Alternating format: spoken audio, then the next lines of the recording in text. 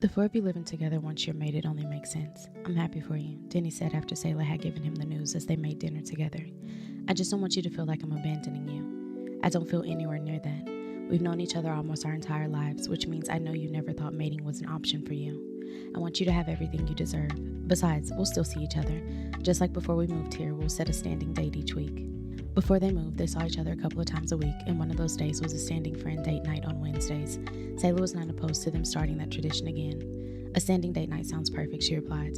When do you think you'll be moving? We plan to exchange marks when I go into preheat, but since I have no way of knowing when that will be, I'm not sure. It could be anywhere from 2 months if my body has regulated the way it's supposed to 6 months or a year if it hasn't. Do you think you'd be able to wait that long if it's the latter?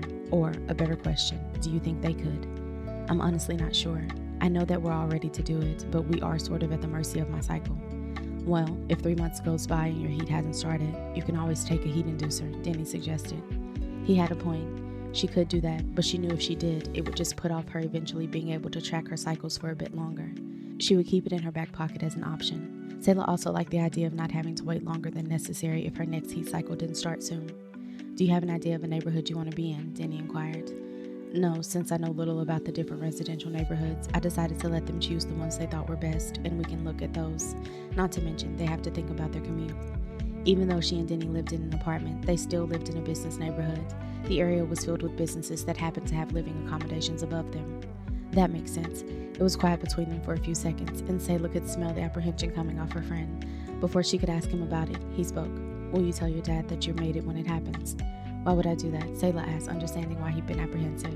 Aside from him asking how her dad took the news of her wanting to move before they had, they didn't speak of him. She never saw a reason to, considering the only thing he wanted from her once her mother died was for her to find a way to take care of him. Denny shrugged. Maybe to show him how good your life is away from him. You snagged not 1, but 3 prime alphas. I could, but there's no point in even mentioning my happiness to him. He doesn't deserve to witness any part of it. He didn't care about my well-being outside of what I could do for him, and he doesn't get to see the joy I found now. If Saelah never saw him again, it wouldn't bother her, and she got the distinct feeling it wouldn't bother him either, which was just fine with her. Are you ready for Kento's rut? Denny asked, changing the subject. Yeah, I am. I'm tackling prep for his the same way I did the other 2. Helping 3 alphas through rut has to be the best kind of exhausting, Denny teased, and they shared a laugh.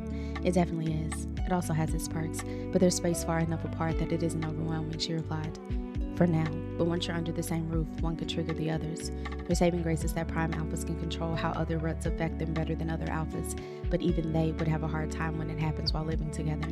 Saelah knew that was a possibility. While they'd been fine during the previous ruts, likely because they were in and out, Kento during the night and Satoru during the day during Suguru's rut, and Suguru and Kento checking in during Satoru's, since he didn't have the same control issues Suguru thought that he would have. She knew living together, being under the same roof more than they were away from each other, might influence it differently. If that were the case, there were inhibitors they could take to ensure they were fine during each other's ruts. Once they had finished cooking, she and Denny went into the living room to eat and watch an episode of a show they started the previous week. When it went off, they went into the kitchen to clean up and put away the leftovers. Saelah's phone pinged, and she picked it up from where she left it on the counter while they'd been cooking. She found it was a tech request from a client. The scheduling application they had on their site wasn't working. She was sure it was the same issue they had last time. One of them had tried to block off a day they normally would have been open, but was closed for a holiday and turned off all scheduling. It would be simple enough to fix, and she'd asked them last time to let her know when they wanted particular days blocked out. She didn't mind doing it for them. They paid her a monthly fee to maintain their site and application, and that fell under maintenance. She went into her bedroom, grabbed her laptop, and returned to the living room, sitting beside Denny as he started the next episode. The fix took her less than 5 minutes, and she sent them a message letting them know the application was back up and running. While she had her laptop out, she decided to choose another courting gift for her alphas. Suguru sat on his couch, laptop in front of him as he narrowed down areas for them to house hunt in. Since the 3 of them commuted, he was looking for areas equal distance from each of their places of employment, or if it was further for one of them, then he ensured it was an easy commute. He'd chosen 5 ideal neighborhoods, each with shops nearby because while Saelah worked from home, he knew she liked to get out of the house and work sometimes too.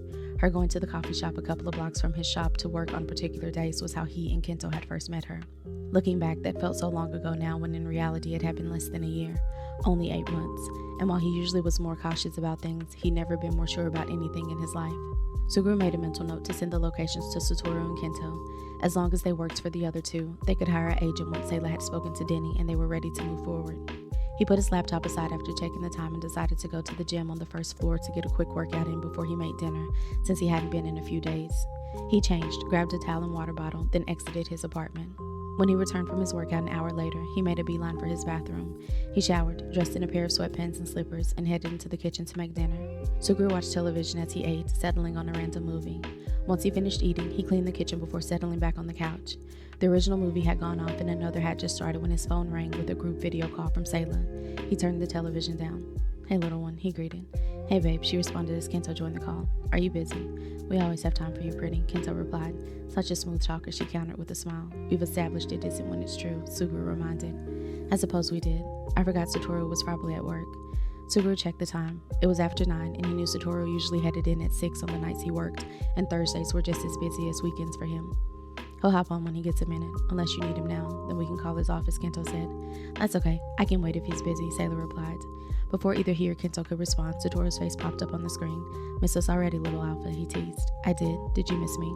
"Always," Kento said at the same time Suguru said, "Of course," and Satoru asked, "When do we not?"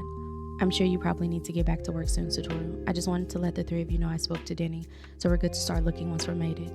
Or we can start looking now and maybe be under the same roof when your next heat cycle comes," Satoru said. "I know we aren't sure when it will be, but do you think we can find a place that quickly in case it's soon?" Saelah inquired. "I think we can. We've already done the hard part and made a list of what we want and what we'd be willing to give up," Kento reminded. "I chose some neighborhoods earlier. I'll send them in the group chat before I go to bed," Suguru informed them. He was now glad that he'd gone ahead and done so. At first, he thought it was a bit premature because they didn't know how Denny would feel, and if he didn't want Saelah moving out yet, he knew their girlfriend wouldn't. However, he'd also been sure that Denny would want whatever made her happy. "Okay, I know between the 4 of us we'll be able to afford whatever we choose, but should we set a budget?" Saelah asked. "You mean the 3 of us," Kento corrected, and he took the words right out of Suguru's mouth. "And we can, but if you like it and it has what we're looking for, it doesn't matter what it costs," Satoru said. "I can contribute. You don't have to. We know we don't have to," Suguru started cutting her off. "But we're going to. As your alphas, we want to, need to take care of you." If she wanted to contribute in another way, that was fine with him, but he knew the 3 of them were on the same page about it without even discussing it. "Why do I feel it won't help to protest?" she asked. "Because it won't," Kento answered. She sighed, and Suguru thought she would try regardless, but she didn't. "Fine. Let me know when you're ready to start looking. I'm going to take a nap. I have a meeting with the client in a few hours." Suguru always had to remind himself that her clients were overseas when she said something like that when it was the middle of the night, and that she was working on their time. "Sleep well, pretty. You and Suguru too. Satoru, have a good night at work. I'll probably be up when you leave, so let me know when you get home. I love you." She disappeared from the screen, and the identical sounds of their alphas rumbling were loud. "Call her back," Satoru demanded. "Let's not," Kento said, and before you start whining, he continued, and Satoru closed his mouth. "I think it slipped out, and calling her back might make her." He trailed off as Saelah's face popped back on the screen. "So what I said before I hung up," she started before either of them could say anything. "I had it all planned out for when I would, how I would, and then I just blurted it out and..." She redirected. "I do, but I still want to do it the way I planned, and I don't. If you could..." She trailed off like the wind had been taken out of her sails. "Then we'll wait for you to do it the way you wanted to," Suguru said, understanding that she was asking them not to respond to her admission, at least not yet. "Good night, little one." "Good night," she responded before leaving the call. "Waiting is going to kill me," Satoru said. Kento snorted. "You don't even know how long you have to wait. Either way, you won't die." "I'm currently expiring as we speak," Satoru countered. "Dramatic ass," Suguru said. "Get back to work." He hung up the phone, then sent the list of neighborhoods to the group chat.